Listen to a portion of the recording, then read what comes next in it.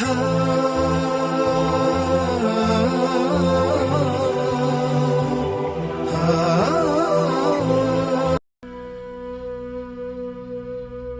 شخص حضرت عمر رضی اللہ تعالیٰ عنہ کے دور خلافت میں ملک شام سے مدینہ طیبہ حاضر ہوئے۔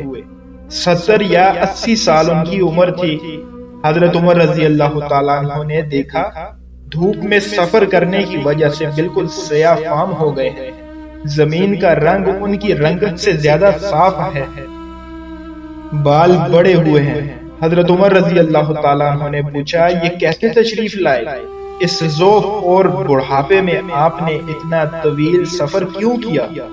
تو بڑے میاں نے کہا، اتحیات سیکھنے کے لیے آیا ہوں۔ اتنی بات سن کر حضرت عمر رضی اللہ تعالیٰ عنہ ایسے روئے کہ صاحب حدائق کے الفاظ ہیں۔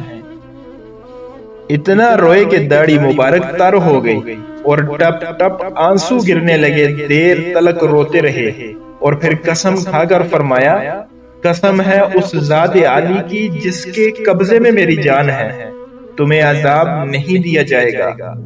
کیوں؟ دین کی ایک بات سننے اور سیکھنے کے لیے انہوں نے اپنے گھر کو چھوڑا اور اونٹ کی پیٹھ کے اوپر انہوں نے وقت گزارا۔